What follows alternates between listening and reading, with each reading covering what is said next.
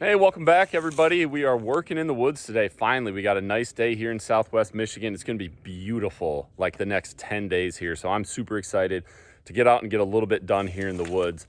And this, what I'm going to show you guys, is my number one priority as far as work in my woods go. I've really got like 3 things that I really want to get done, and this one is number one. So what we're going to do, I'm going to flip the camera around and we're going to take a walk through my property. And as we're walking, I'm going to explain why this trail that I created here is, I think, critical to me having some better success here on my property in 2023.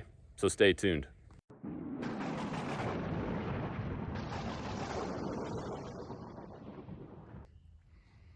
All right, if you haven't watched any of my videos before here, we're kind of in like the middle of my property. So all of this pretty open timber, and it stays open. It's a lot of more mature trees. This is what I use mostly for my access. So this is the east side of my property. Over there is my house, and kind of in between where we're standing and my house is a bunch of flooded timber. And this is what I really use for most of my access when I hunt. So I've got a box blind right there. There is another ladder stand over here that can both of those can shoot my food plot. I'm standing next to a ladder stand right here.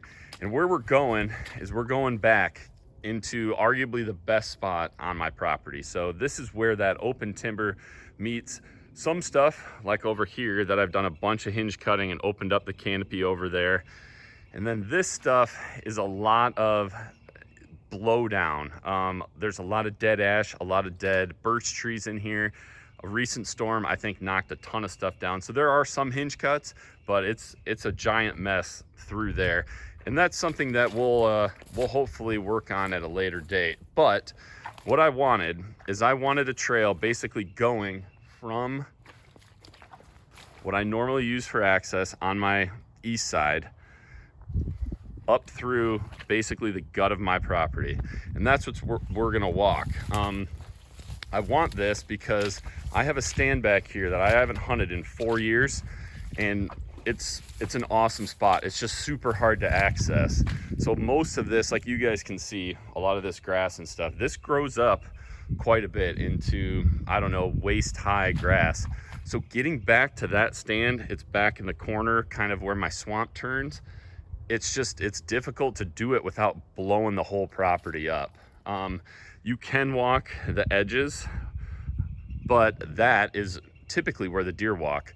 I don't normally, I might now that I made this trail, I don't normally get a ton of traffic right through the middle here, just because it is a little bit of a dead zone with just a lot of dead ash, a lot of grass. But I wanted something, I wanted a trail, and I wanted it to be mostly wet. I tried to stay in the wettest areas that I could to get back to that stand for kind of a home run hunt. So that is what I did today. I basically trimmed a trail, and that's what we're gonna walk right now through as much of the wet stuff that I possibly could. So my goal is to access where it's just gonna stay hopefully muddy, soupy, wet. And when I access through here, I'm hopefully not leaving as much of a scent signature. It can't possibly be worse than if I did this and didn't have this trail and was walking through all of that grass and stuff. And so right now, obviously this grass, I mean, it's just starting to green up. We're gonna definitely have to come back through here and probably trim up some more stuff as things leaf out. I was trying to keep this as, I don't know, in my head was as narrow as you could possibly drive a 4-wheeler, but I can't do that back here. So that's what my mindset was for walking through here. I don't want to be brushing up against anything. I want to have as clean of access as possible to get back to this stand. So this stand, again, I haven't hunted it in 4 years, but I put a cell cam over it the last 2 years because this particular spot is a really good indicator just for deer movement and especially buck movement. And we start getting into late October, early November. There were 2 times where I almost hunted it and I didn't. I picked a more conservative spot, and it was favorable to get back here and try that home run hunt. Both times, one was my main target buck back here on my property. Another one was the second day of gun season with a pretty decent buck that I honestly probably would have shot. Both the times that I didn't hunt it and I almost went to it, deer showed up. So I've been studying trail camera photos multiple years now at this spot. I've got a pretty good idea of when that home run hunt needs to happen. I just need access to get back to it. So here, this is what I was kind of talking about. Some stuff, like I said, I've done a little hinging in this. I've done more actually on the swamp edge to try to encourage some bedding over there. But right through here, it's a pretty big mess, even kind of looking toward the middle of my property. A lot of it just looks like you dumped a bunch of toothpicks on the ground. So I don't exactly know what, if anything, that I'm gonna do through there to just kind of make it a little bit more desirable for deer movement, but we're getting close to the stand here. And this is where, honestly, right here is where there's definitely gonna be need for some more brush cutting, weed whacking, some of these really wet spots where we've got some cattails and stuff. This is probably going to be some of the more challenging stuff to make sure when I access through this junk, I'm not brushing up against much. But overall, I'm pretty happy with how this turned out.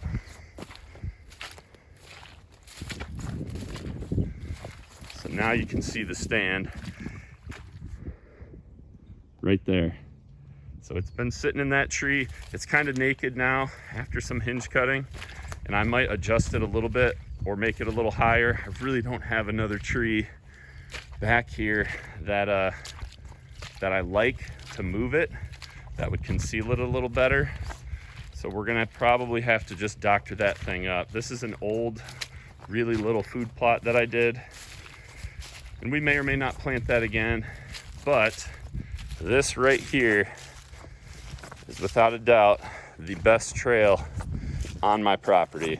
The best camera location, the most buck pictures, biggest buck pictures, whatever you want to call it, is this right here. And this is one that I cleared, I weed whacked, I then sprayed with Roundup. It's stayed like this the last couple years.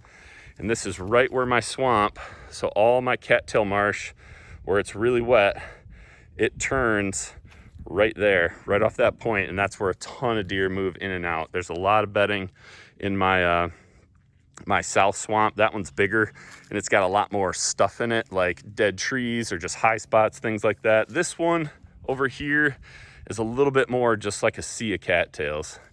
But this mock scrape right here, or this licking branch with a camera right there as high as I can get it, gets just a ton of great photos. So I want to be able to hunt this spot. This is one where everything has to line up. I'm probably only going to get a chance to do it one, maybe two times. If I did one in like late October and then one usually like the second or third day of gun season, I get some really nice pictures here. One thing I noticed that I thought was really cool, which is completely opposite of how you would hunt my property every other time, is on a west wind. So normally, and the prevailing winds here are west. Normally, I'm all along the east side of my property, west wind blowing into my flooded timber, into my backyard, into my neighbor's backyards, and it's easy access, safe hunts. Here, west wind blows right through all that stuff we just walked through. So almost like you're smoking out the property. Now, while that seems completely ass backwards, what deer do, or what a lot of these better bucks do, is they move through my property right here. Not a ton moves through that middle, at least right now. And the reason they like moving on this trail on a west wind, and especially if it's during the rut on a weekend when there's hunting pressure, is my neighbors, all those big trees right over there. These neighbors, they hunt a ton and they penetrate all the way back in their property. They put a lot of pressure on these deer. So what I think these deer are doing is they're moving through the swamp. They're not moving through on their property. They're moving through my swamp on a west wind. They're not only scent checking those guys, but they're scent checking. There's some good bedding kind of all through their stuff. I really think it's even less of a doe bedding thing. I think it's more of a, those guys putting pressure on.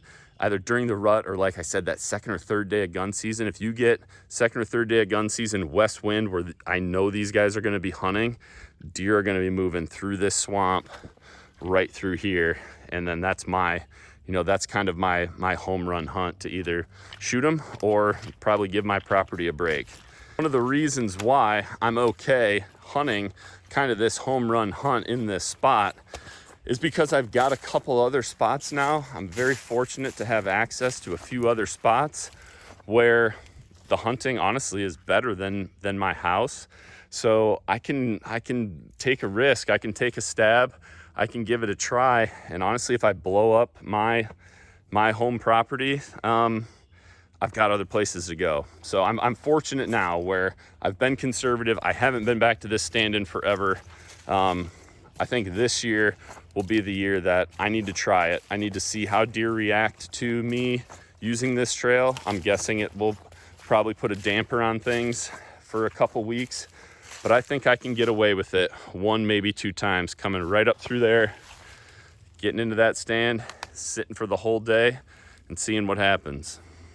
All right, there you go, you guys. That is priority number 1, and that's why I did it. Like I said, this is an awesome spot. It just is one that if you're coming back here, you've got to know it's intrusive. You're going to leave scent. You're going to disrupt the property. So if you don't get it done, you're probably going to have to take a break for a couple weeks, and you maybe only get 1 or 2 chances at this stand. But again, it's awesome. 2 times I should have came back here. I didn't. I would have killed deer. It's actually really good that I didn't, because I ended up shooting a better buck the 6th day of gun season. So it worked out. But now that I've got some access to other properties, I've got to give this a try, because the trail cams, all the photos that I've gotten over the past couple of years, they are telling me when it is time to get in here.